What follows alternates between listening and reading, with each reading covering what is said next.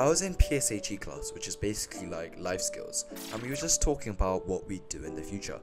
And in the UK, we basically have two options after high school: A-levels and IB, the International Baccalaureate. A-levels is more of kind of the standard route, with studying 3 subjects, whereas IB you do 6, and it's widely considered more challenging, but more broad and arguably more fulfilling. And we were talking about this with my friend, and one of my friends, he said that he wanted to do IB, but he's trash at English, so he can't do IB. And he always says this, and we were just arguing for a long time, saying that he's not even that bad at English, because one time he actually did get highest in the class, which is quite shocking. And we were on his side arguing for him, saying that English, you're actually not even that bad at it, you should do it. But he was adamant, saying, how am I even in this class? Like, I'm so bad at English, I'm so trash.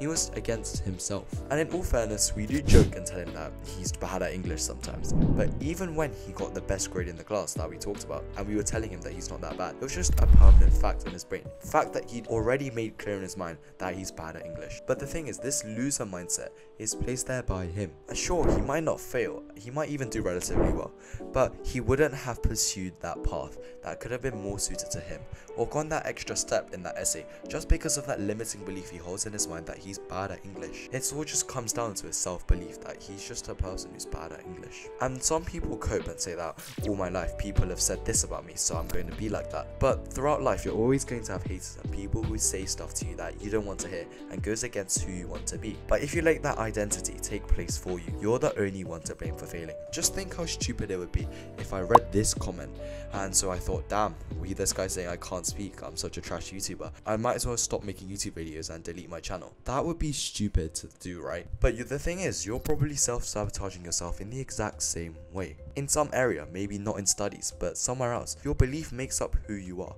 and it's just a static basic, the square one for everything. Ask yourself what you believe about yourself. We're a generation of people that are more capable than we realize, and we're just confined by our mental barriers. Maybe it's just a casual, I'm just really bad at maths, or maybe it's just, I'm just really always clumsy, or I don't know how to speak to people properly. Just this one limiting belief, believe it or not, has probably changed the entire course of your life. Because think about it, because the giant African elephant from a young age is sometimes tied to a tree by a small rope, and this rope holds the baby elephant when it's young, and however hard he tries to escape, it binds him. And so even when he's older and he's a 6-ton mega killing monster machine junk of an animal and can easily overturn cars, it won't escape because it thinks that that rope will confine it and has just never tried to break free of it. Because everyone can do more, but they won't because they don't believe it. It all starts with belief. You may have never heard of this before, but that grade, that girl that you like, you can achieve it all and more. The striker who believes that they'll make the shot, the guy who believes he'll win over the girl, or the guy who believes that he'll do well in his tests will inevitably do well. Being plagued by self-doubt and self-deprecating thoughts are your downfall. I literally remember thinking so many times I could do better, but my own self-belief and negative thoughts just in my mind saying, nah, it won't work, I'll just embarrass myself, probably held me back so much. You've probably heard it. Oh, I haven't revised, I'm gonna fail this exam anyway. I'm bad at maths anyway, I won't try that. Oh, I'm unfit anyway, so I won't even try that. And we discussed that belief is the start and it comes before everything else. You have to be really careful to not be one of those people who always say,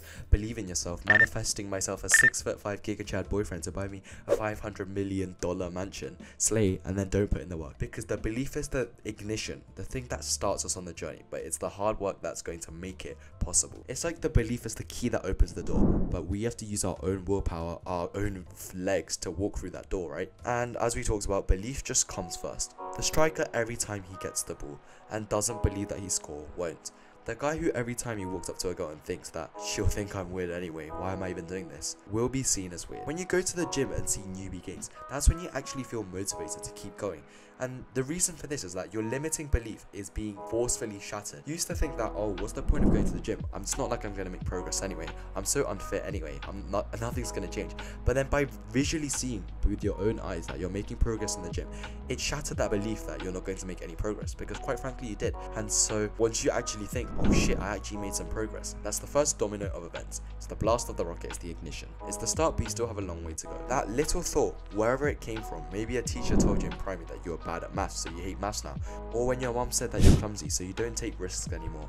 They form when you're young, so try and identify them and break them down, because these little beliefs are what are holding you back right now. So what are you currently not doing because of your beliefs? You haven't seen it yet, but I believe that my channel would make it from the very start. Sure, it's not going as well right now, but it's a marathon, not a sprint.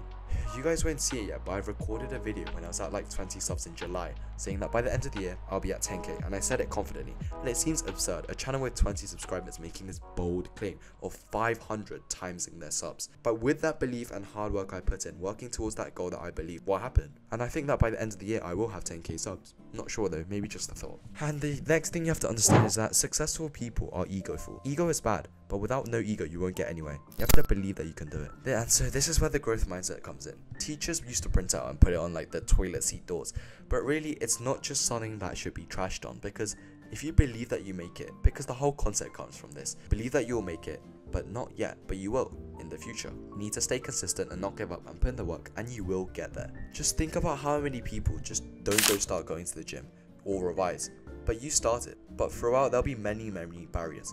I like to think of life as kind of a race, and in each thing you want to pursue, whether it's studying, sports, there's the whole other bunch of people that you're facing, and 90% of people end the race right at the start because they don't even try. So you're already in the top 10% by just starting, just going to the gym once. And then a week in, another 10% of those top 10% disappear because everyone gets the urge to just not go to the gym.